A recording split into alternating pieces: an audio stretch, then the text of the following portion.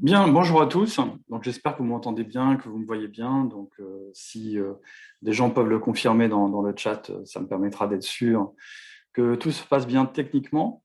Alors, merci d'avoir été nombreux à vous inscrire pour ce nouveau webinaire de Naper, dont le sujet est donc le SEO international. On va voir le programme dans quelques secondes. Alors, deux mots pour vous dire comment les choses vont se passer. Donc là, on va commencer par une brève introduction derrière, je lancerai la présentation. Alors, je vous invite à poser des questions aussi bien par le biais de l'interface de LinkedIn pour ceux qui sont en train de nous suivre sur LinkedIn ou sur l'interface de Zoom pour ceux qui sont sur Zoom. Alors, pour ceux qui sont sur Zoom, je vous demande d'utiliser deux préférences. La fonctionnalité de questions et réponses, Q&A, qui est présente sur votre écran, plutôt que le chat, parce que dans le chat, on peut avoir des conversations de type divers, et ça nous aide en fait à identifier plus facilement les questions si vous les posez dans la partie Q&A. Donc, on se réservera un peu de temps pour répondre aux questions à la fin de cette présentation. Donc, n'hésitez surtout pas à en poser et à les poser au fur et à mesure que la présentation avance.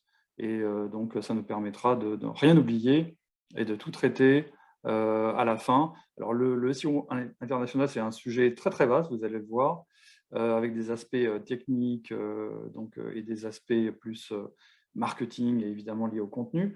C'est un peu difficile, même en une heure, de tout couvrir. N'hésitez pas, s'il y a des sujets qui vous intéressent, qui n'ont pas été abordés, à nous poser des questions là-dessus. Bien, alors je vais repartager mon écran pour vous présenter un petit peu le programme. Bien, alors, après cette introduction et puis une courte présentation de Naper, on va donc parler de la manière de bien gérer son SEO international. Et aborder d'abord les prérequis techniques, avec certains aspects qui sont en général sous-estimés, et ça provoque derrière pas mal de déconvenues pour les propriétaires de sites internationaux qui n'ont pas en fait prévu d'optimiser leur plateforme en fonction de ces prérequis. C'est toujours plus difficile à faire plus tard lorsqu'on s'aperçoit des problèmes que ça pose que de les régler en amont lorsqu'on construit sa plateforme internationale. Ensuite, on verra la problématique du SEO pour les différents moteurs.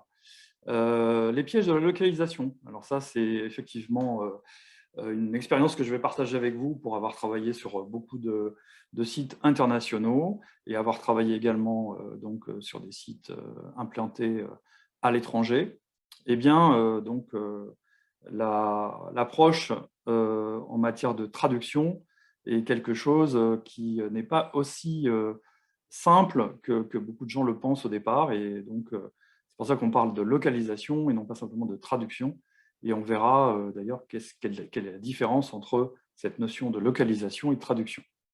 Ensuite, on parlera aussi de l'organisation. Alors ça, c'est un problème auquel sont confrontés un grand nombre de nos clients internationaux qui essayent de s'appuyer sur nous et notre expérience pour comprendre en fait comment est-ce qu'ils peuvent organiser leurs équipes pour répartir les tâches correctement entre le global et le local et comment mettre en place les process, les workflows qui permettent véritablement d'avoir un fonctionnement correct pour tout ce qui est optimisation pour le SEO international, la gestion des contenus, la gestion de la traduction, sans avoir de problème à gérer derrière tout ça.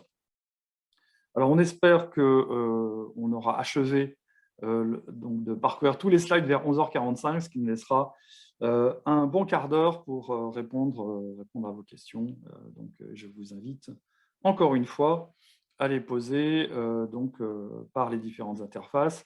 Et pour ceux qui sont sur Zoom, en utilisant donc la fonctionnalité de Q&A. Voilà, alors pour commencer, on va vous diffuser une petite vidéo de présentation de l'agence Nepper pour ceux qui ne nous connaissent pas.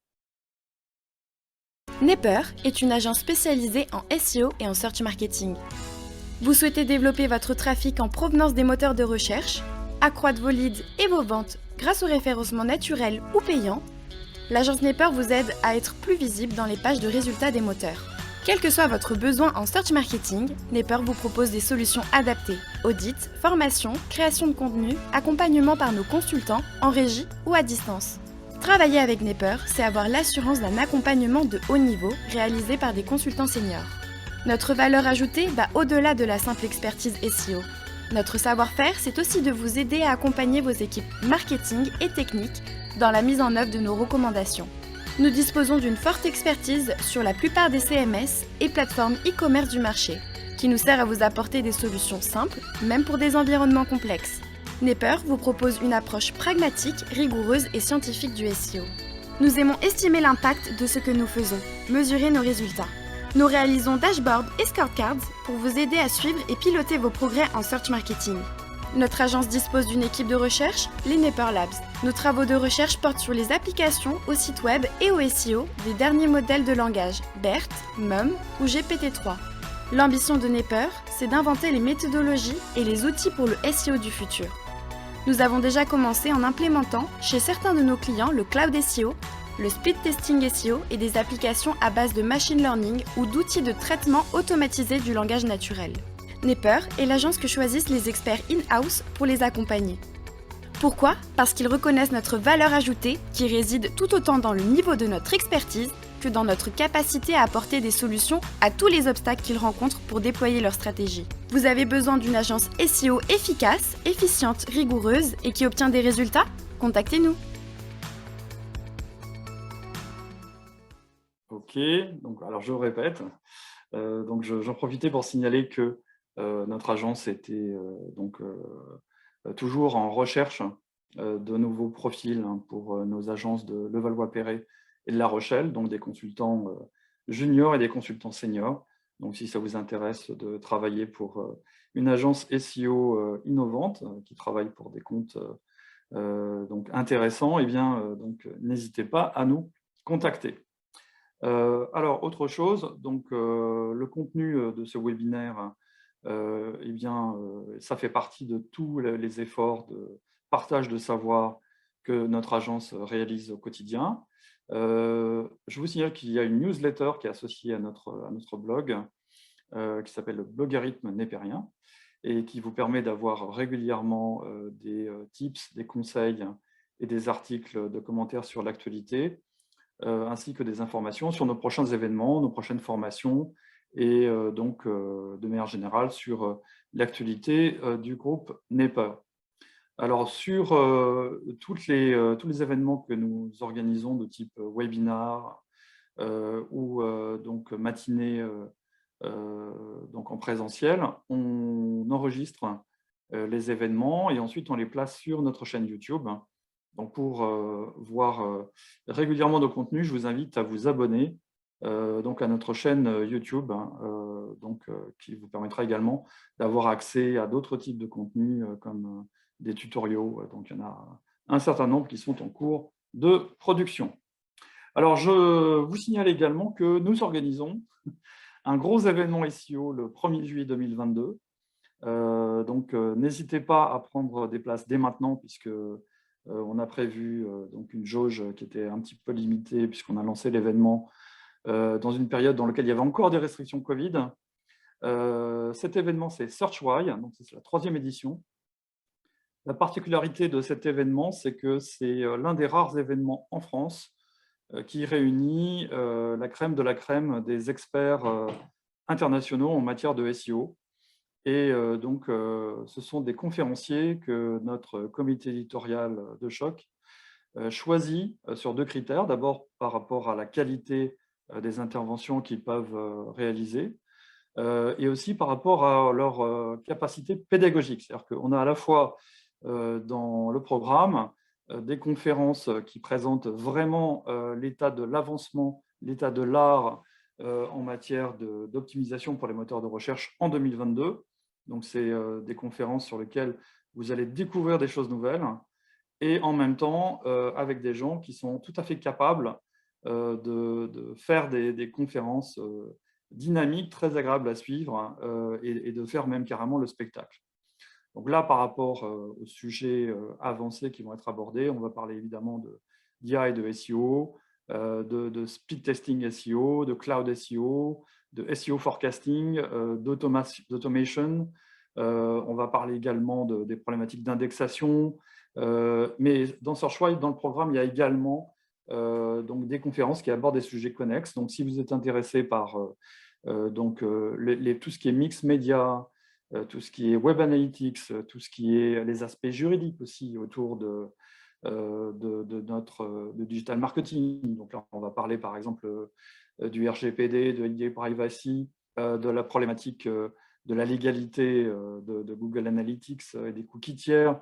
Donc voilà, donc ça c'est un programme assez unique en France qui vous permettra d'avoir accès à Paris au type de contenu qui habituellement est disponible sur les conférences en Californie et sur les conférences qu'on voit à Brighton SEO ou à WCMX Munich. Et je précise qu'on aura la présence de représentants des moteurs de recherche Bing et Google. Bien, mais tout ça, donc je vous invite évidemment donc à vous inscrire rapidement, puisqu'on a un nombre de places limité en présentiel pour cet événement. Donc l'idée aujourd'hui, c'est de parler de comment est-ce qu'on gère son SEO à l'international. Et on va commencer déjà par les prérequis techniques. Il y a des choses à penser dès le démarrage de votre site pour savoir si vous allez pouvoir derrière le déployer dans de bonnes conditions à l'international. Donc, on va commencer par le commencement et on va parler de la syntaxe des URL et de la répartition donc, entre les différents domaines que vous allez utiliser. On va parler aussi de l'optimisation de la plateforme et puis de regarder comment est-ce qu'on indique correctement les informations sur la langue de l'interface et la langue du contenu. On va voir que ce sont deux choses différentes et qui se paramètrent de manière différente. Déjà, commençons par le choix des URL et donc de la notion de domaine. Donc là, en fait, il faut suivre la logique hiérarchique des index de Google. Google crée des index pays et ensuite, derrière, vous avez un index pour chaque pays dans différentes langues. Donc ça, c'est le cas, par exemple, ici pour la Belgique, où vous avez donc un index pays qui est disponible en plusieurs langues, le français, donc le flamand, l'allemand, puisque vous avez des zones de la Belgique qui parlent allemand, et puis vous avez également la possibilité de consulter l'index belge en anglais. Donc ça fait 4 langues pour un seul index pays. Donc c'est d'abord un système chez Google qui est défini par pays et ensuite par langue. Eh bien, lorsque vous allez créer des sites à l'international, il faut respecter cette hiérarchie-là. C'est-à-dire qu'on va d'abord définir à quel pays on va s'adresser avec le contenu d'un site. Alors pour ça, c'est clair qu'on peut aider Google à comprendre pour quel pays un site est destiné avec l'utilisation de ce qu'on appelle un ccTLD, c'est-à-dire en fait une extension de domaine associée à un code pays, un country code. Donc là, c'est les .be, les .fr, les .co.uk, les .de, etc. Donc là, si vous avez fait ce choix, l'aspect ciblage géographique est déjà réalisé. Par contre, si ce n'est pas possible, il va falloir utiliser plutôt un domaine de type generic TLD.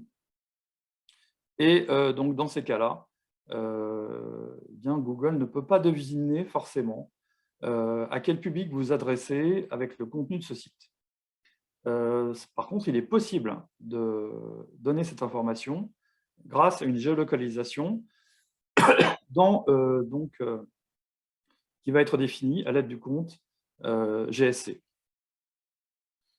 Donc ensuite, ce qu'il faut savoir, c'est qu'on peut géolocaliser non seulement un domaine entier, mais aussi un sous-domaine, et ce qui est moins connu, un sous-répertoire. Donc là, on peut définir une Search Console spécialement pour un sous-répertoire, et donc, du coup, avec les paramètres associés à cette Search Console, de cibler le public belge spécialement avec ce sous-répertoire-là. Alors souvent, on pose la question, si on a le choix entre les deux, c'est quoi la meilleure stratégie pour le SEO? En fait, on s'en fiche puisqu'on voit que techniquement, à partir du moment où on a envoyé les bonnes informations à Google, donc le problème de la définition de à qui s'adresse le contenu du site est réglé.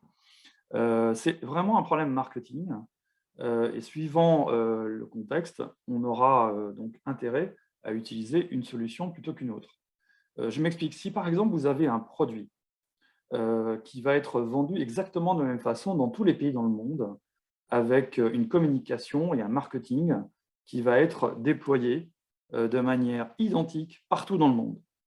Et dans ces cas-là, il est plus simple d'utiliser un .com et de pouvoir utiliser à chaque fois un seul domaine avec des sous-répertoires ou des sous-domaines pour gérer les spécificités pour chaque pays. Par exemple, pour les sites de luxe, c'est souvent le cas. C'est-à-dire que une marque de luxe va décider de communiquer de la même façon pour son univers produit, quel que soit le pays. Donc voilà. Et du coup, dans ce cas-là, l'usage d'un .com peut être approprié. Par contre, pour des sites e-commerce qui vont faire face à des catalogues différents suivant les pays, à des contraintes logistiques différentes suivant les pays, et qui vont les amener en fait à avoir des contenus assez différents d'un pays à l'autre, ou alors qui, pour des raisons marketing, vont avoir besoin que les utilisateurs locaux, que les clients locaux puissent penser que ce site est un site local.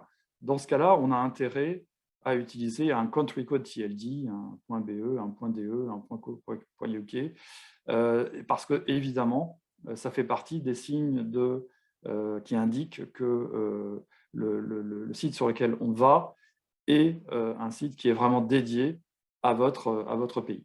Donc voilà, donc il y a plutôt des raisons marketing en fait, qui amènent à utiliser telle ou telle solution par rapport à d'autres. Alors, quelques erreurs à éviter sur les URL. Donc, on a dit tout à l'heure, il faut dire à Google d'abord à quel pays on s'adresse et ensuite dans quelle langue.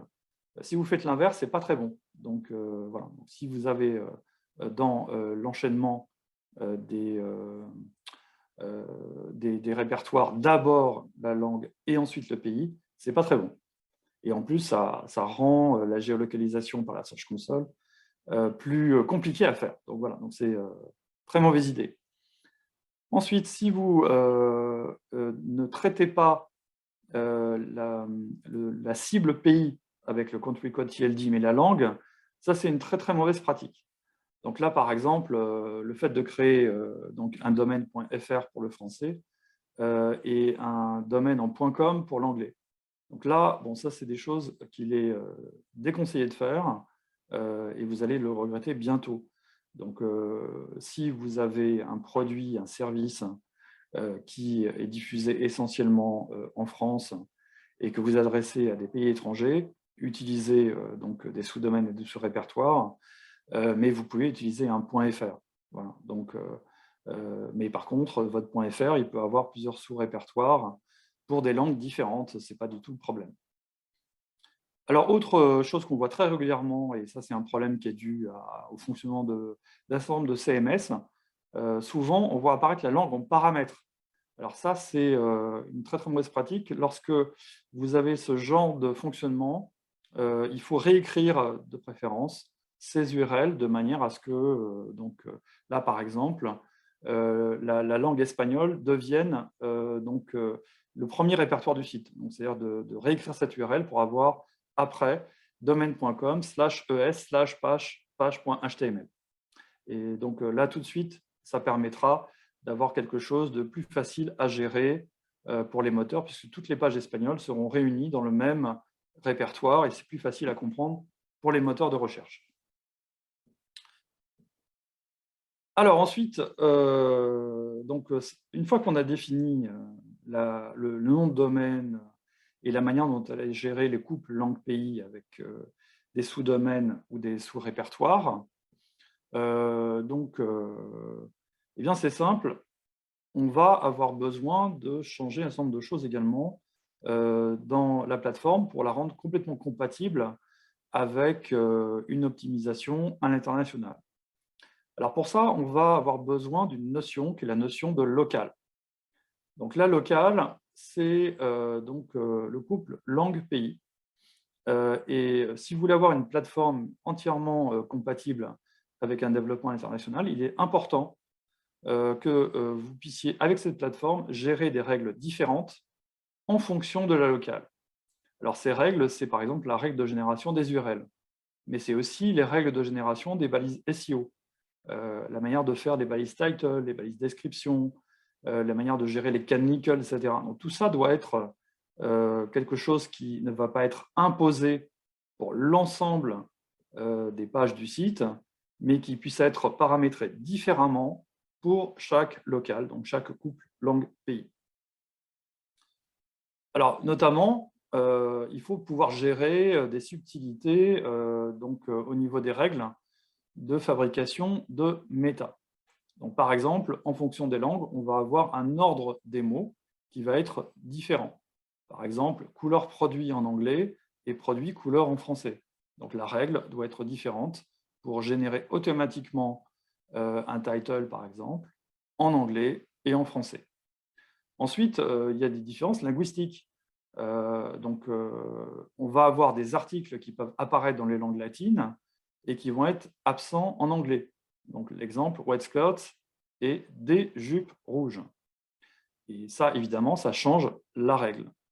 Après, il y a des langues dans lesquelles on a des problèmes d'accord des mots qui peuvent rendre la fabrication des règles SEO plus difficile.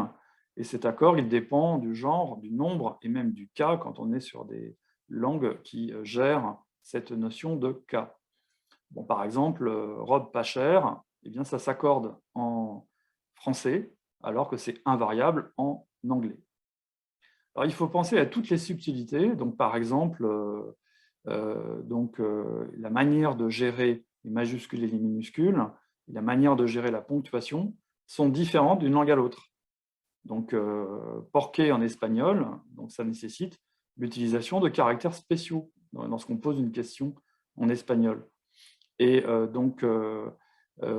si vous avez des règles qui transforment systématiquement les phrases avec une majuscule au début et plus de majuscule après, eh bien, vous avez déjà un problème en allemand pour avoir un titre de page qui, par exemple, va ressembler à un titre rédigé par un Allemand. Et donc ça fait partie des points qui doivent pouvoir être gérés par votre plateforme internationale. Alors dans la plateforme, il y a aussi des choses à vérifier qui sont parfois oubliées. Et donc c'est des petites différences cachées entre les pays. La position de la devise peut changer en fonction de la locale. Le signe décimal, le séparateur des milliers, est différent d'un pays à l'autre. Les conventions de ponctuation sont différentes. Sachez qu'on reconnaît facilement un texte qui a été rédigé par un Français et un texte qui a été rédigé par un Suisse, parce que les conventions de ponctuation ne sont pas les mêmes pour un Suisse francophone et pour un Suisse et pour un Français de France. L'ordre de tri n'est pas le même dans les différents pays. Là, je parle de l'ordre alphabétique. Dans l'ordre alphabétique, évidemment, il y a les lettres de l'alphabet classique, A, B, C, D, dont l'ordre est à peu près le même dans toutes les langues européennes, mais il y a des caractères supplémentaires dont l'ordre est défini de manière différente suivant les pays. Donc là, c'est pareil, ça se reconnaît, donc ça fait partie des choses auxquelles il faut faire attention. L'usage des symboles est également différent d'un pays à l'autre. Donc en France, là où on mettra numéro avec un N et un petit rond, eh bien, sur un site américain, ça sera remplacé par un dièse. Le format des codes postaux est aussi quelque chose d'infernal, et dans les formulaires, l'ajout des titres, par exemple avec Professore, Dottore, c'est un problème pour l'Italie ou pour les USA. On utilise donc des titres supplémentaires que l'on n'a pas en français. Donc là, c'est tout un tas de détails auxquels il faut faire attention lorsqu'on gère son site à l'international. Alors ensuite, même si on a fait tout ça, il faut savoir une chose, c'est que Google, historiquement, a toujours été très, très mauvais dans la gestion de l'attribution des pages dans les bons index pays et dans les bons index de langue. Et c'est pour ça qu'au bout d'un moment, ils ont instauré une balise qui s'appelle la balise hreflang et qui permet d'indiquer de manière explicite à quelle famille de locuteurs on s'adresse. Donc, est-ce qu'on s'adresse à des gens qui parlent anglais, à des gens qui parlent espagnol, à des gens qui parlent italien. Et en plus, on peut aussi indiquer derrière, si ce sont des gens qui parlent anglais et qui résident aux États-Unis, en Nouvelle-Zélande ou en Australie. Donc là, c'est l'intérêt de la balise hreflang qui permet d'indiquer de manière explicite à Google quelle est la version qu'il doit indexer dans un index pays donné, et également faire apparaître, une fois qu'on a choisi la version linguistique adaptée de cet index pays. Alors, donc vous avez la syntaxe sous les yeux, c'est finalement apparemment assez simple.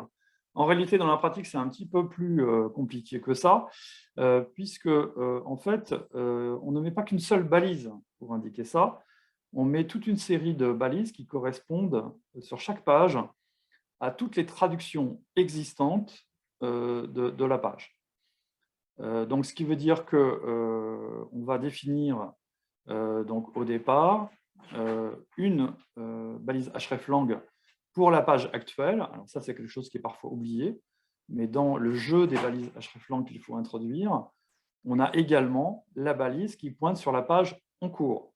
Et ensuite, on a donc une série de liens qui pointent vers toutes les versions équivalentes dans les autres langues de la page qu'on est en train de consulter. Donc voilà, donc là, c'est comme ça qu'on l'utilise. Ensuite, il y a quand même quelques complexités qui sont liées à l'implémentation des hreflang. Alors déjà, il y a des choses à ne pas faire. Par exemple, d'écrire une canonical qui est contradictoire avec la balise hreflang. L'indication que vous donnez avec une balise hreflang, c'est que 3 pages qui peuvent apparaître comme très très similaires, qui sont des quasi-doublons, sont en fait des pages qu'il ne faut pas dédupliquer, mais qui doivent chacune aller dans un index pays différent. Donc finalement, votre indication de hreflang, c'est le contraire de l'indication que vous donnez avec une canonical. Donc ce qu'il ne faut surtout pas faire, c'est par exemple créer des hreflang qui pointent vers toutes les traductions d'une page en français, avec une canonical qui pointe vers la version française, qui est indiquée comme étant la version canonique. Ça, c'est la catastrophe. Votre canonique et vos hreflang ne peuvent pas être comprises.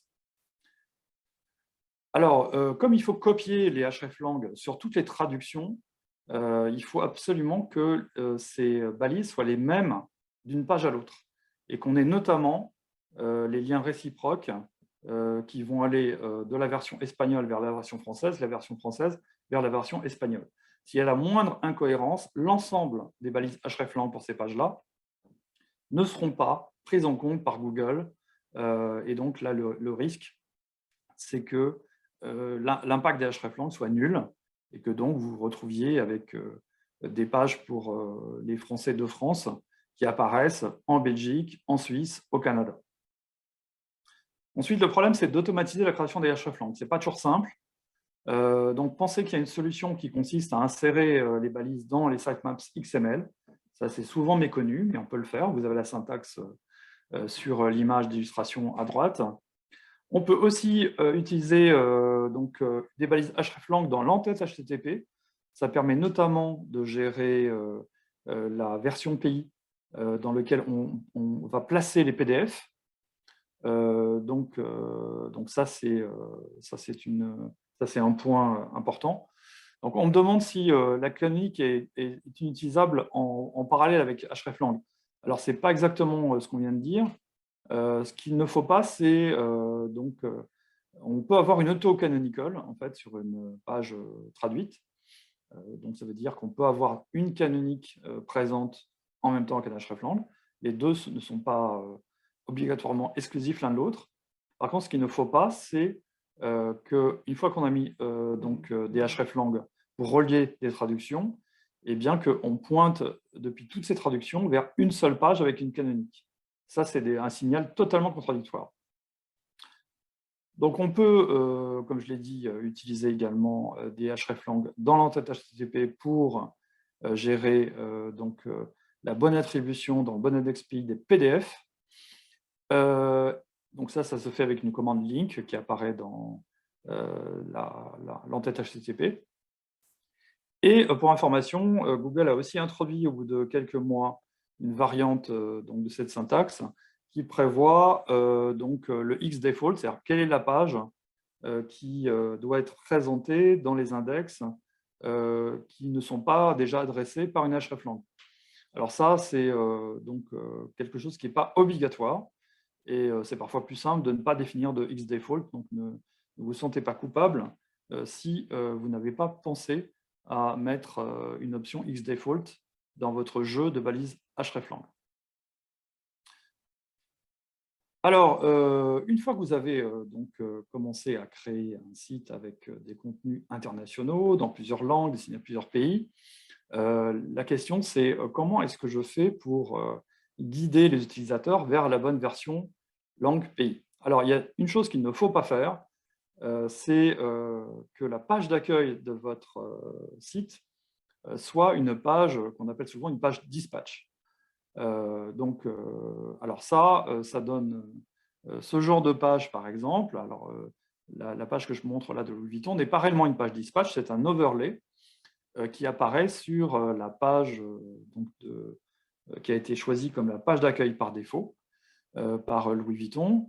Mais si vous avez ça comme page d'accueil, eh bien, vous avez créé une architecture de site qui est sous-optimale pour le SEO.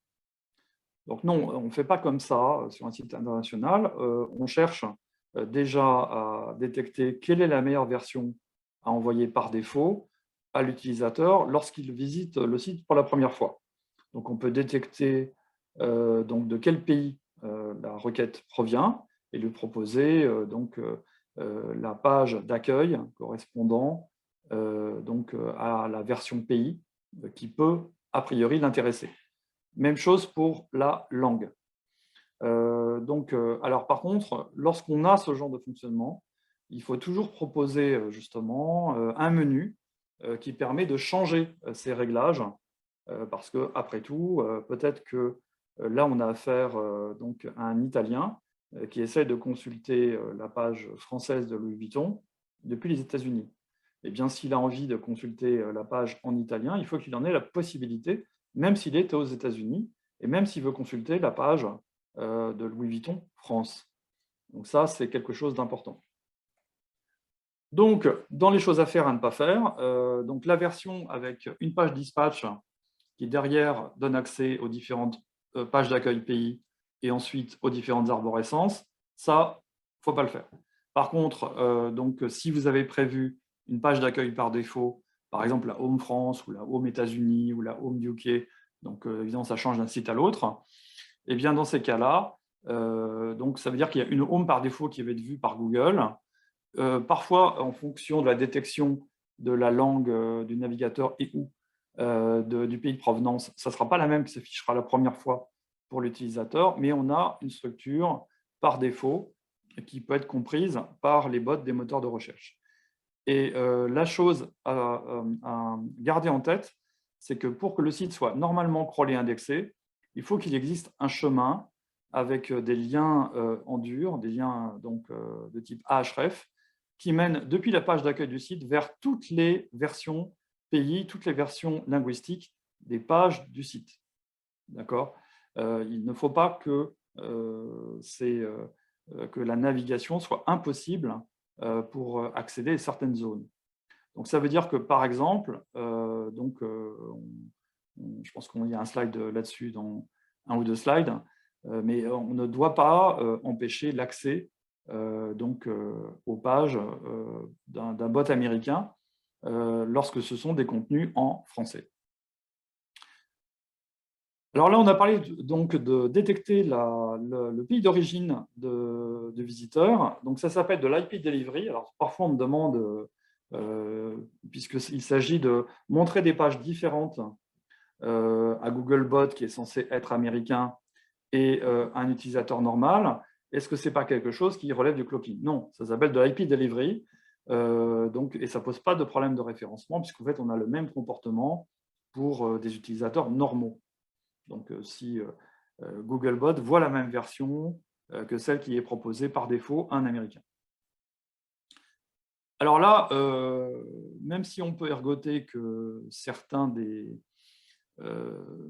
outils qui crawlent vos pages en France sont en fait sur des data centers situés pas très loin et donc en France, il s'avère que toutes les IP utilisées par Googlebot et Bingbot sont détectées comme étant des IP provenant des États-Unis.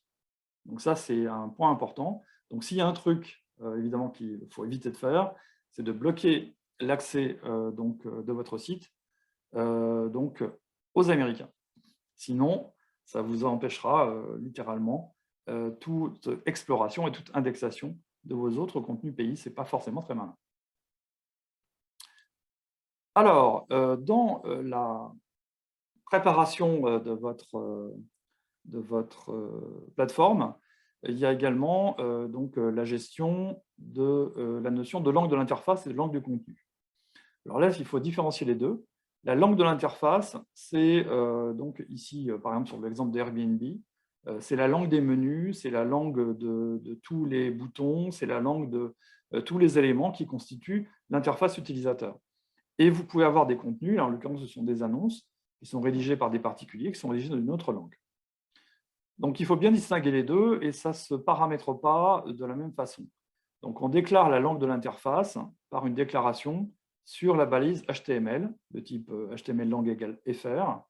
Les codes langue à utiliser, ils sont dans cette liste-là. Alors que lorsqu'on définit un contenu dans une autre langue, eh bien, ça se fait avec un attribut langue qui est rajouté dans un conteneur qui entoure justement le contenu qui est dans une langue éventuellement différente de celle qui est dans la langue de l'interface. Alors, je précise que lorsqu'on parle de hreflang, c'est également la langue de l'interface que l'on déclare, et pas la langue du contenu. C'est une petite subtilité. Alors, lorsqu'on a des pages composites, lorsqu'on a plusieurs langues à l'intérieur, bien sachez que c'est un problème. La plupart des moteurs ont des problèmes pour gérer le cas des pages composites. Donc, la bonne pratique, c'est d'essayer d'éviter d'avoir des contenus dans plusieurs langues sur la même page. Alors, ce n'est pas toujours possible, hein, mais voilà, sachez que effectivement, cette situation peut poser des problèmes lors de l'indexation pour les moteurs de recherche. Alors ensuite, faites attention aux charsets. Donc, alors les tables de caractères qu'on utilise pour encoder les contenus ne sont pas toujours adaptées pour les sites internationaux. Alors jadis, on avait l'habitude d'utiliser des charsets dits ISO. Donc ça, ce n'est pas forcément une bonne idée aujourd'hui. Si vous avez un site international, utilisez de l'UTF-8 du sol au plafond. Alors attention, il y a des cas particuliers pour certaines langues à idéogrammes dans lesquels l'UTF-8 ne peut pas permettre de coder tous les idéogrammes. Donc là, il faut passer à d'autres types de tables, jusqu'à l'UTF-16, l'UTF-32 dans les cas extrêmes. Mais généralement, avec l'UTF-8, on arrive à encoder la plupart des langues, donc y compris chinois simplifié, etc. Par contre, le problème numéro 1, c'est le transcodage, c'est-à-dire le fait de copier-coller des contenus qui sont faits avec un certain encodage, par exemple l'encodage ANSI Windows, dans des zones qui sont faites en UTF-8. Ça génère pas mal de problèmes et ça empêche la reconnaissance du charset par le moteur de recherche. Et ça produit des effets de bord, c'est-à-dire qu'une partie du contenu peut apparaître avec des caractères spéciaux mal interprétés. Bon, vous retrouverez dans la présentation comment est-ce qu'on déclare proprement un charset dans les différents types de langages. Je passe rapidement là-dessus. Pour parler donc à présent des problèmes de traduction et de localisation. Et donc là, il faut comprendre que lorsqu'on fait des pages dans des langues différentes, on n'est pas en train de créer du duplicate content, même si le contenu est similaire. Et c'est encore plus vrai pour des pages qui sont destinées à des index pays différents, alors que la langue est partagée.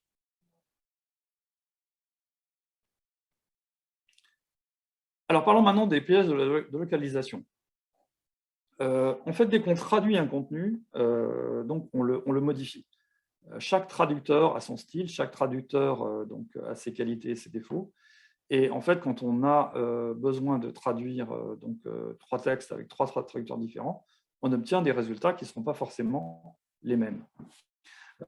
Donc ça veut dire que la qualité de traduction doit faire l'objet d'une attention tout à fait particulière sur les sites internationaux. Autre chose, il faut penser à transposer et pas simplement à traduire servilement.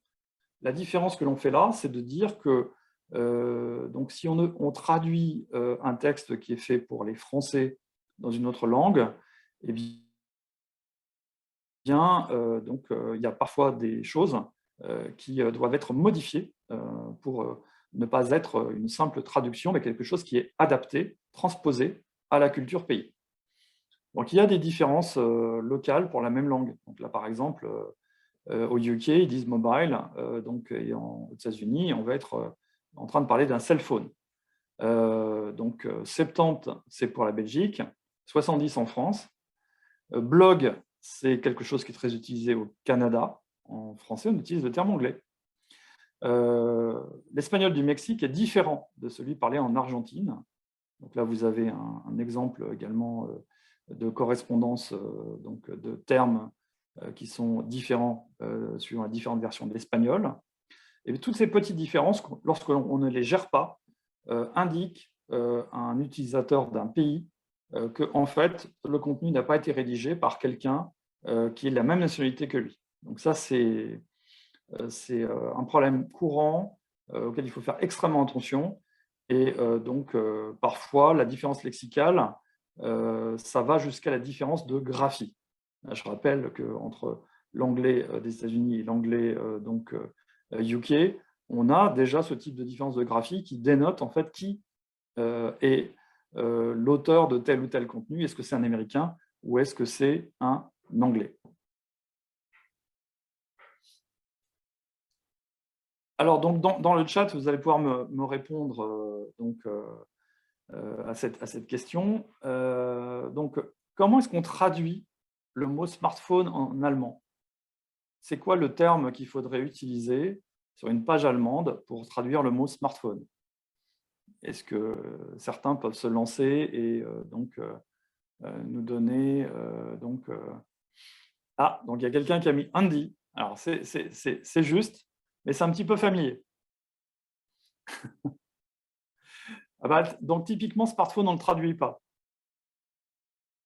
Donc voilà, donc là, il y a des fois, à force de vouloir traduire, en fait, on fait une faute parce que dans un site allemand, généralement, voilà. Et il y a quelqu'un qui m'a donné la bonne réponse pour comment est-ce qu'on traduit mobile en français de Suisse. Eh bien, c'est un attel. Voilà, donc c'est des termes, si vous les utilisez, vous pouvez faire passer un texte destiné aux Suisses pour avoir été rédigé par un Suisse. Si par contre vous mettez autre chose, eh bien vous allez vous trahir en indiquant qu'en réalité, ce texte n'est pas destiné spécialement aux Suisses, mais à n'importe quel francophone. Donc c'est un piège. C'est un piège. Comme me fait remarquer quelqu'un dans le chat, c'est clair qu'il faut avoir des gens qui connaissent ces subtilités locales dans votre équipe. Il faut faire appel à des gens qui connaissent véritablement toutes ces subtilités. Alors, un petit point au passage. Est-ce qu'on peut traduire un compte AdWords? Donc, la réponse est non. Alors, je sais bien que Google propose aujourd'hui des services qui consiste à faire exactement ça, c'est-à-dire à vous traduire les mots-clés d'une campagne AdWords dans une autre langue. Mais c'est encore un sujet sur lequel l'identification des mots-clés sur lesquels se positionner, ça demande là aussi une culture locale et une certaine expertise du SEO combinée avec une bonne connaissance de quels sont les termes qui sont utilisés localement. Et alors, localiser, ça veut dire aussi adapter un site à des marchés très, très différents. Voilà un site chinois. Donc, ça ne ressemble pas forcément à autre chose à part d'autres sites chinois. Donc là, on voit que… Alors là, ce qui manque, c'est j'aurais dû mettre un GIF animé. C'est le côté très clignotant des GIFs et des éléments sur le site. Alors, si vous passez à un site japonais, ça se reconnaît tout de suite parce que justement, donc là, vous avez quelque chose d'aussi très coloré, mais sans les choses qui clignotent. Si vous passez aux États-Unis, vous aurez quelque chose de beaucoup plus sobre, mais avec énormément de call to action et de gimmicks marketing. Par contre, là, si vous allez en Suède, vous allez tomber sur des interfaces et des layouts très, très minimalistes. Là, cette fois-ci, il n'y a plus de call to action, il n'y a plus de gimmicks marketing. Donc là, on est vraiment sur la sobriété avant tout. Il faut connaître encore une fois la culture locale parce que ceci est un site destiné aux femmes d'Arabie Saoudite et donc on peut vendre de la lingerie en Arabie Saoudite, mais il y a déjà des subtilités à gérer comme le fait que l'arabe s'écrit de droite à gauche et donc ça veut dire que là votre template il est complètement inversé et en fait, il n'y a que quelqu'un de la culture locale qui pourra vous dire exactement qu'est-ce que vous pouvez montrer et ne pas montrer dans les images produites sur un site de lingerie en Arabie Saoudite. Alors, n'oubliez pas aussi que vous avez un contexte concurrentiel au niveau des moteurs de recherche très différent d'un pays à l'autre. Google n'est pas dominant partout. Donc, évidemment, en Europe, on est très habitué à avoir un Google omniprésent avec des parts de marché, des parts de voix supérieures à 90%. Mais déjà au UK, aux États-Unis, on a des parts de marché de Bing qui cessent d'être totalement symboliques. Et puis n'oubliez pas que la part de marché, la part de voix de Google en Chine est très très réduite et qu'en Russie, le moteur Yandex est aujourd'hui toujours avec des parts de marché. Alors, il a été majoritaire il y a encore quelques années, mais aujourd'hui, c'est Google qui l'a dépassé. Mais Yandex représente 45% de parts de marché. Les petites particularités au Japon, vous avez beaucoup de gens qui utilisent un moteur de recherche disparu ailleurs, qui est Yahoo. Sauf que en fait, le moteur de recherche diffusé par Yahoo, en réalité, c'est Google. Bien, alors on me demande souvent, est-ce que quand j'ai optimisé mon site pour Google, est-ce qu'il est optimisé pour Bing? On peut dire que dans les grandes lignes, c'est vrai. Après, il y a des différences qui font que on a parfois des petites choses à changer pour avoir le meilleur référencement possible sur Bing. Mais les deux moteurs se ressemblent et aujourd'hui, en plus, les bots qui utilisent tous les deux Chromium ont convergé et donc il y a de moins en moins de problématiques de différence à gérer entre Bing et Google pour la plupart des sujets techniques. Donc ensuite, vous avez le cas particulier de Naver, qui est le moteur de recherche très majoritaire en Corée, qui ressemble plus à un annuaire qu'autre chose. Donc là, ce qui est intéressant avec un outil comme ça, c'est que en fait, le SEO se résume à essayer de se faire référencer. Donc ça rappelle un petit peu ce qu'on faisait avec Nomad et l'annuaire Wanadu il y a 25 ans. Yandex a un fonctionnement très particulier. Il est différent dans son algorithme par rapport à Google. Et là, ça nécessite véritablement de faire appel à des compétences particulières de gens qui sont experts sur Yandex pour arriver à être visible sur ce moteur-là. Quant à Baidu, c'est quelque chose d'assez particulier, où pour arriver à être visible, déjà, il faut avoir une présence locale, déjà ça vous donne un avantage, répondre à toutes les conditions de Baidu, et beaucoup de nos clients internationaux font appel à des agences spécialisées locales pour optimiser leur visibilité sur Baidu. C'est assez logique, compte tenu de la façon dont le moteur fonctionne et dont son écosystème fonctionne. Alors du coup, comme ces moteurs donc existent et qu'ils sont différents de Google, il faut faire attention à certains sujets techniques. Google et Bing savent rendre une page en JavaScript, pas Baidu et Yandex. Donc tous les gens qui se mettent à utiliser du React.js, du l'AngularJS, ou du Vue.js, donc côté serveur et côté client, attention, il s'agit de ne pas faire de site avec du contenu généré dans le navigateur de l'internaute, avec des sites pays pour la Chine ou pour la Russie. Ensuite, oubliez également toutes les optimisations habituelles que vous faites pour Google, puisque beaucoup de balises qui ont été inventées par Google ne sont pas universelles. Donc le comportement par rapport au canonical, par rapport au hreflang, diffère dès qu'on sort de Google. Et ensuite, pensez que l'environnement juridique est différent. Donc ça veut dire que notamment, en matière de gestion des données personnelles, il y a des particularités qui font que le site que vous hébergez, par exemple, en Europe, aura des problèmes. Donc, lorsqu'il est présent sur le marché russe, il va falloir probablement basculer sur un hébergement local. Et même chose par rapport à la Chine, il y a un certain nombre de prérequis pour arriver à avoir le maximum de visibilité sur Baidu. Et ça passe souvent par la présence d'une succursale en Chine.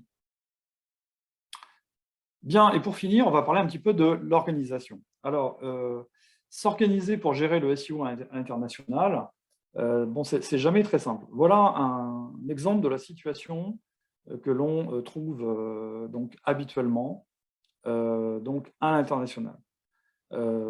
Alors, c'est clair qu'on a souvent la volonté de fournir un meilleur soutien aux équipes locales, de la part des équipes globales, en même temps de remettre en question leur stratégie pour obtenir de meilleurs résultats, d'être capable d'identifier les prestataires externes locaux qui ne fournissent pas une qualité suffisante, donc il y a un côté contrôle et évaluation, d'améliorer la diffusion des meilleures pratiques et d'évangéliser les équipes locales sur les questions numériques. Voilà, c'est souvent l'objectif que se donnent les équipes globales.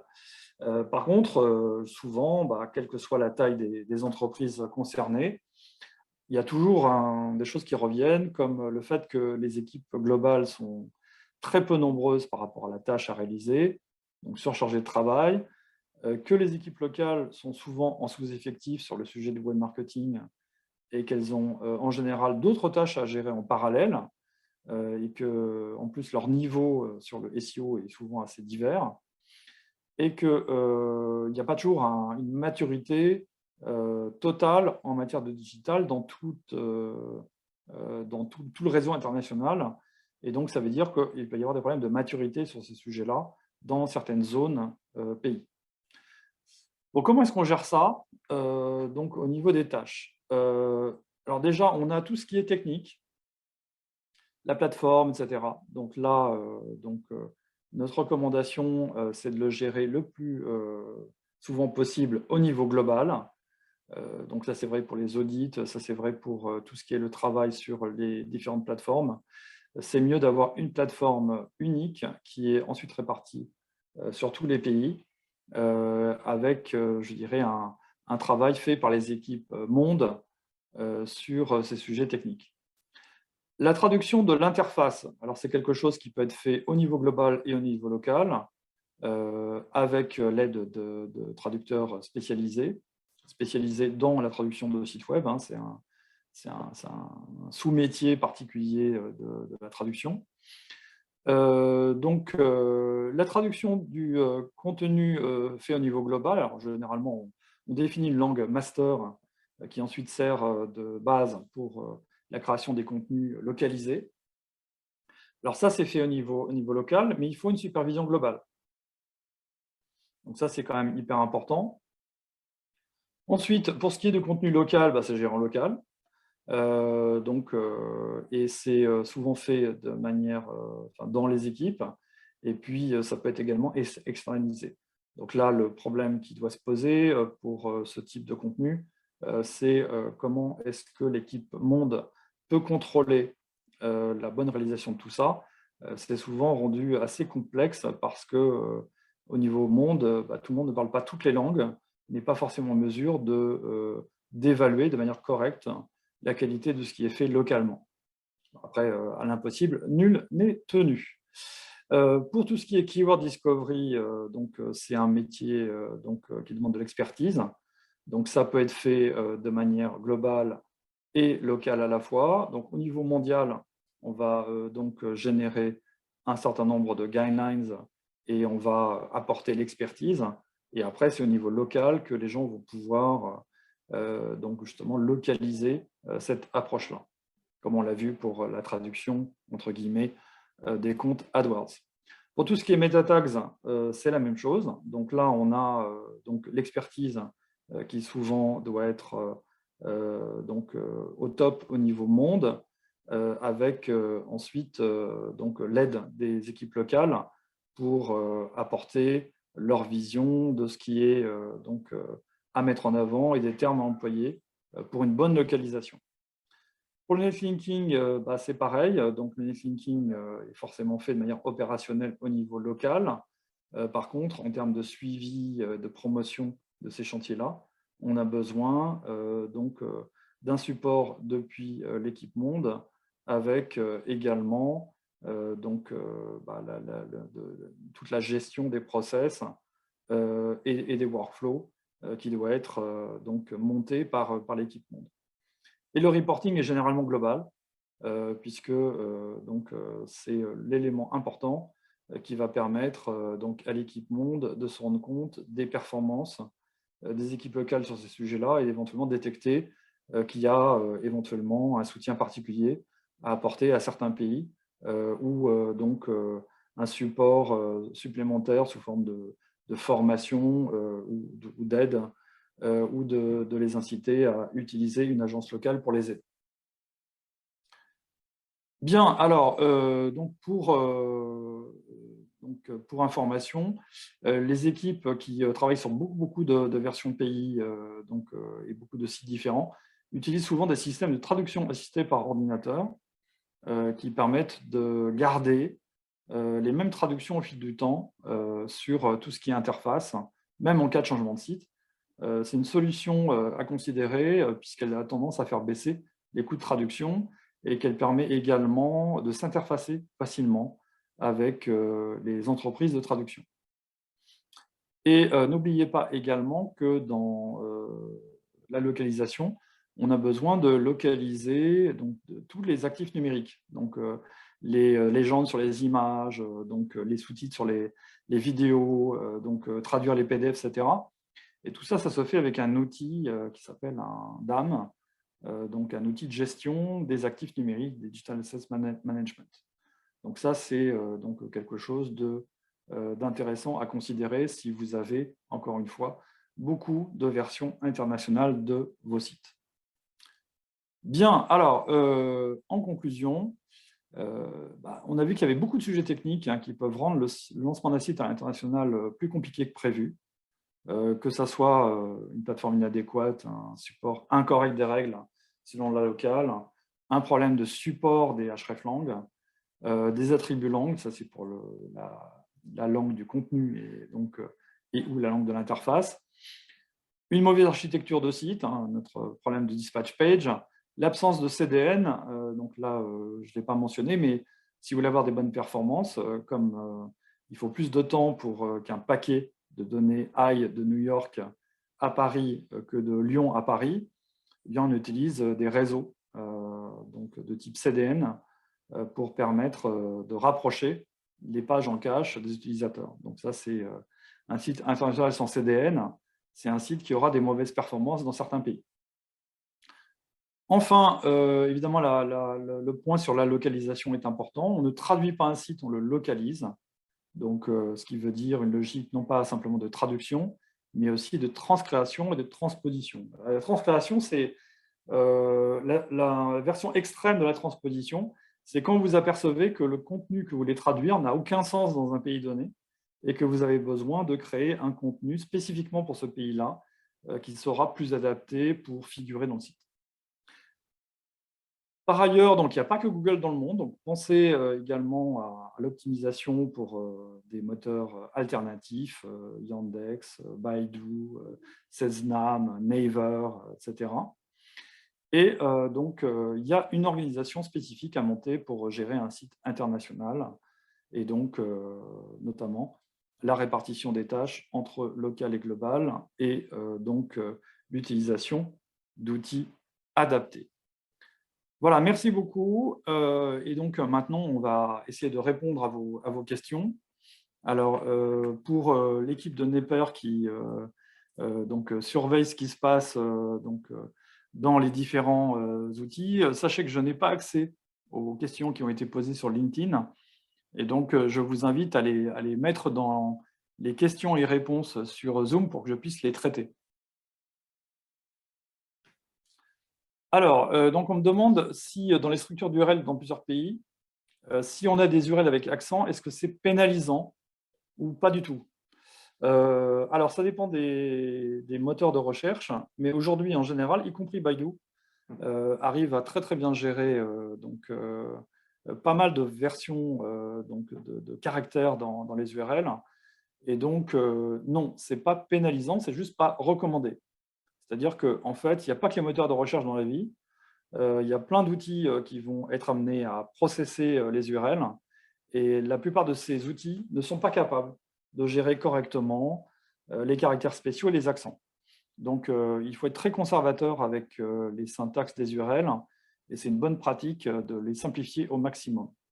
Mais par exemple, Baidu, pendant très longtemps, donc demandait à ce qu'on gère les URL en pinyin, c'est-à-dire en la version romanisée, la version en caractères occidentaux des URL. Aujourd'hui, ils gèrent aussi bien les URL en pinyin que les URL avec des caractères chinois en UTF-8 dans l'URL. Alors, donc on me dit que j'avais lu que la réduction automatique sur l'employé utilisateur était déconseillée, notamment lors du crawl des moteurs de recherche. Est-ce que je confirme? Non, je confirme que ce n'est pas déconseillé. Voilà, donc là, le problème, c'est toujours qu'est-ce qui se passe quand l'utilisateur est détecté comme étant un utilisateur américain. Ça peut être Googlebot. Il faut que Googlebot ait accès à l'intégralité du site. À partir du moment où il y a un chemin qui lui permet de partir de la version américaine et d'aboutir à l'ensemble des versions pays, tout va bien. Alors, si on met en place un SSR, est-ce que ça fonctionne pour Baidu et Yandex? Alors, la réponse est oui, mais c'est le CSR qui pose problème. C'est le fait de générer du contenu HTML dans le navigateur de l'internaute, qui n'est pas très bien supporté par ces deux moteurs, et qui d'ailleurs n'est pas forcément toujours très, très bien supporté dans des cas extrêmes par donc Bing et Google. Mais si on a un site qui est fait donc en full CSR avec de l'AngularJS par exemple, eh bien, si vous faites une version pré-rendue, qui est donc c'est-à-dire que le HTML va être complètement côté serveur, eh bien, dans ce cas-là, on aura automatiquement quelque chose qui va être crawlable et indexable normalement par ces moteurs exotiques. Alors, on me demande d'expliciter un petit peu mieux l'histoire de l'angle de l'interface, l'angle du contenu. Si on revient donc à notre cas donc lié à Airbnb, lorsque je suis donc propriétaire d'un appartement en France et que je rédige une description pour mon appartement, je vais la rédiger en français. Par contre, Airbnb est utilisé par des tas de gens dans le monde qui veulent éventuellement venir donc habiter pendant une semaine à Paris. Donc, dans ce cas-là, les pages vont avoir une interface qui va être rédigée dans différentes langues, en anglais, en italien, en allemand, en japonais, en chinois. Par contre, le contenu sur Airbnb, il peut être soit traduit automatiquement à la demande de l'utilisateur, soit pas traduit du tout. Et par défaut, le contenu n'est pas traduit. Donc, dans la page d'Airbnb en chinois, je vais avoir l'interface en chinois, donc les menus, les liens de navigation, les boutons, tous les éléments de l'interface, mais ma description de l'appartement sera toujours en français. Donc, dans ce cas, la langue du contenu, c'est le français, et la langue de l'interface, c'est le chinois. Si Baidu ne lit pas le JS, qu'est-ce qu'il peut lire? Alors, il y a lire et lire. Hein, donc, là, le problème, c'est la rendition. Donc,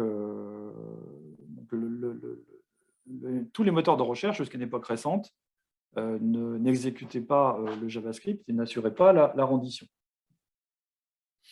Donc là, c'est évidemment un problème lorsqu'on a des contenus HTML qui sont générés avec du JavaScript. Donc là, ce que fait Baidu, c'est qu'il part du principe que les contenus vont être disponibles dans le HTML initial de la page, et qu'une fois qu'il aura téléchargé la page générée côté serveur, il a tout le contenu à sa disposition. Donc c'est exactement comme ça que fonctionnait Google jusqu'à il y a 6 ou 7 ans. Voilà, donc, alors, on me demande qu'est-ce que je recommande comme balisage hreflang pour des fiches produits qui sont canonicalisées. Par exemple, la variante produit en raison de sa contenance. Donc, hreflang vers la page canonique ou pas de hreflang. Oula. Alors là, il y a plein de cas différents possibles. Donc là, je ne vais pas me lancer dans la description de tous les cas, surtout à l'oral. Là, ça mérite donc un échange en dehors de ça. Puisque là, en fait, tout dépend de est-ce qu'en fait, on est en train de générer des duplicates avec ces différentes variantes. Est-ce que ce sont à chaque fois des pages d'atterrissage que l'on veut maintenir, et du coup, est-ce que ça a du sens, effectivement, soit les canonicaliser, soit de mettre des hreflang. En tout cas, je répète, hein, attention à ne pas envoyer une instruction contradictoire avec la canonique de celle que vous donnez avec les hreflang. Par contre, oui, donc là, ça demande effectivement de poser le problème et de gérer les différents cas, puisque suivant les différents cas, on aura des implémentations différentes. La présence des hreflang a-t-elle le même poids qu'un lien A dans la page vers nos déclinaisons locales? Non. Alors, en fait, c'est deux choses totalement différentes. Donc, si vous faites un lien vers vos déclinaisons locales, en fait, vous n'indiquez pas une information essentielle pour Google, c'est par rapport à votre déclinaison locale, laquelle doit être placée dans l'index pays et le sous-index langue qu'il gère. Et ça veut dire que la balise A ne peut pas remplacer la hreflang et la hreflang ne peut pas remplacer la balise A. Donc, c'est aussi simple que ça.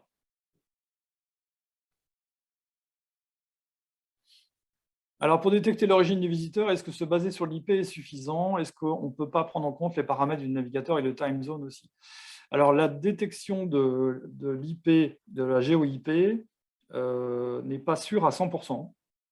Par contre, c'est beaucoup plus sûr que de détecter, par exemple, donc la ville d'origine de l'utilisateur. Il y a des bases de données qui permettent de le faire, ils appellent des bases GeoIP. La détection GeoIP country est assez fiable. On est au-delà des 95% aujourd'hui avec des bases qui sont utilisées couramment. Mais il manque 5% des cas sur lesquels l'IP est mal géolocalisé. Et donc, c'est vrai qu'il y a des sites qui essayent d'améliorer ce taux de reconnaissance en ajoutant d'autres éléments qui permettent de détecter des erreurs potentielles. Donc ça, oui, quand on sait le faire, c'est une bonne pratique d'ajouter à la détection purement GeoIP avec les bases fournies par les fournisseurs habituels, donc la détection d'autres critères qui permettent de détecter les cas dans lesquels la détection est prise en défaut.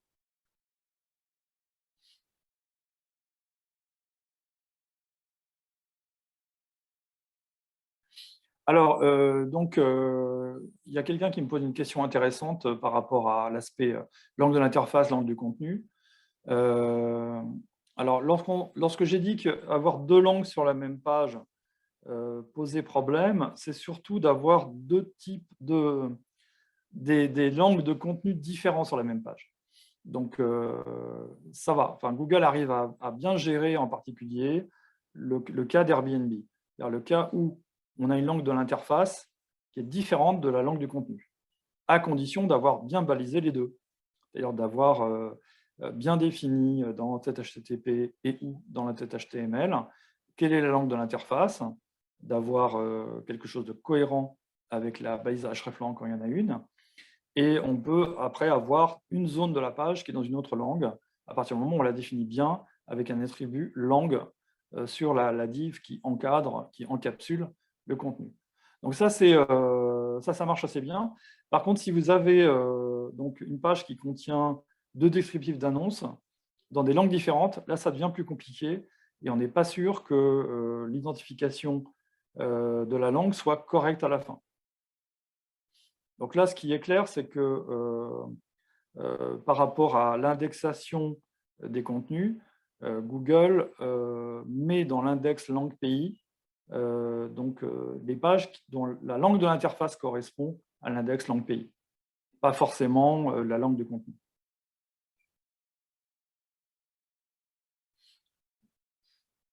Alors, quelle est la complexité qui résulte de 4 pays qui ont plusieurs langues, avec plusieurs langues officielles? Alors, on peut parler effectivement des cas de la Belgique et de la Suisse versus la France.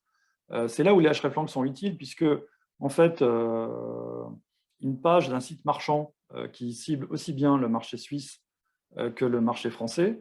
Le problème, c'est que pour les Suisses, il faut présenter des produits avec comme monnaie le franc suisse et en France l'euro. Bon. Par contre, les pages vont être strictement identiques. Donc là, si vous ne mettez pas de hreflang, vous avez un doublon dans votre catalogue et Google peut avoir l'envie de canonicaliser les deux pages et de mettre la page suisse sur la page sur l'index français. Donc voilà, le hreflang sert typiquement à régler des cas comme ça. Est-ce que le HTML langue égale FR est toujours pris en compte par Google? Alors, la réponse est oui.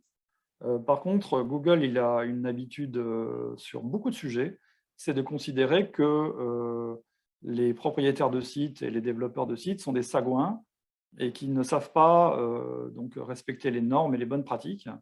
Et que donc, lorsqu'ils essayent de détecter la langue dans laquelle est fait un contenu, ils peuvent se baser sur la balise, mais surtout, ils vont se baser sur la détection de la langue également.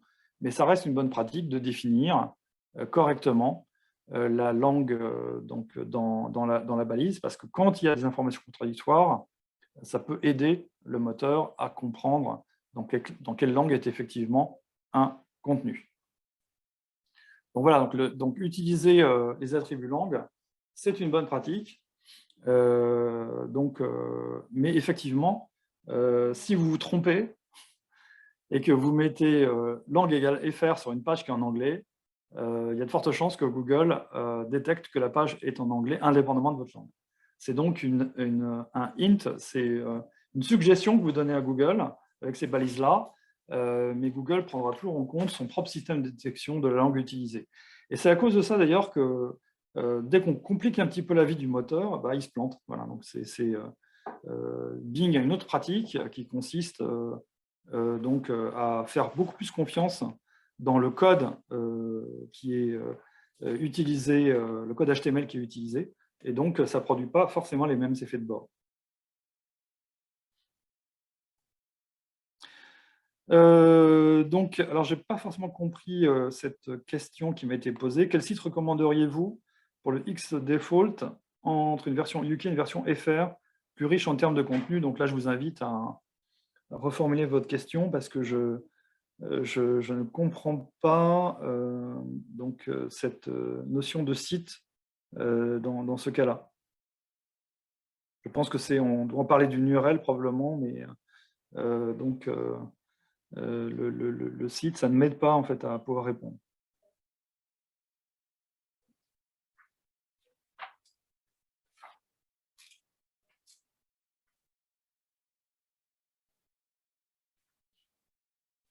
Alors, on me dit, est-ce que 2 pages quasi identiques dans la même langue, mais dédiées à des pays différents, donc on dit qu'elles ne créent pas de duplicate content, donc c'est ce que j'avais écrit sur le slide, mais risquent-elles de se cannibaliser dans les SERP? Alors, c'est l'intérêt des hreflang, c'est d'empêcher cette cannibalisation. Moi qui suis un vieux SEO, j'ai connu quand même l'époque, au début des années 2000, dans lequel, lorsqu'on était anglais, c'était assez agaçant, quand on faisait des recherches sur eBay, de tomber sur les pages eBay US.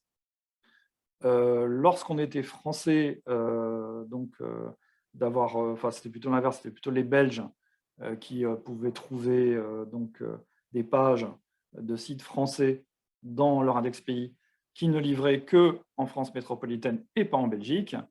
Et tous ces cas étaient beaucoup trop nombreux. Donc ça voulait dire qu'il y avait un vrai phénomène permanent de cannibalisation des pages qui auraient dû être maintenues uniquement dans un index pays différent et dans l'index pays qui partageait la même langue, mais pas du tout la même géolocalisation. Donc là, les hreflang ont été inventés pour empêcher ça. Et à chaque fois que vous ne l'utilisez pas, vous laissez la situation d'avant, c'est-à-dire des cas dans lesquels oui, vous pouvez avoir les Suisses qui voient des pages destinées aux Français, les Canadiens qui voient des prix en euros au lieu des prix en dollars canadiens, etc., etc. Et ça, c'est évidemment absolument problématique. Donc, il est impératif de mettre des hreflang sur des sites internationaux dès lors que vous avez des pages traduites, des pages qui existent en différentes versions pays-langue.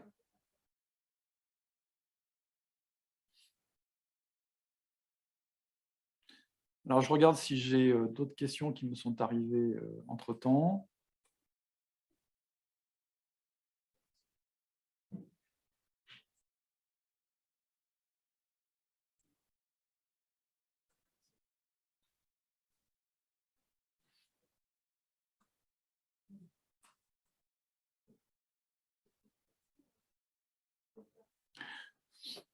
Donc, on me demande ce que je conseillerais pour une boutique e-commerce qui veut se lancer sur Google Belgique francophone. Quel changement SEO? Essentiellement ça. Donc là, à partir du moment où il peut y avoir cannibalisation entre la version française et la version belge, on a vraiment, vraiment besoin de hreflang. Et donc, là, évidemment, ensuite, il y a la question de est-ce qu'on a besoin, sur le plan du marketing, d'un site belge et d'un site français. Donc là, ça a une grosse importance éventuellement. Donc ça veut dire potentiellement choisir un domaine en .be pour attaquer la Belgique. Encore une fois, ça a de sens au niveau marketing que si vous avez envie de montrer un site assez différent pour les Belges, en tout cas un site qui sera considéré comme plus intéressant pour un Belge si il apparaît comme étant un site qui lui est vraiment destiné. Donc ça, c'est les principales recommandations. Et puis, il y aura bien sûr tout ce qu'on a vu lors de la présentation.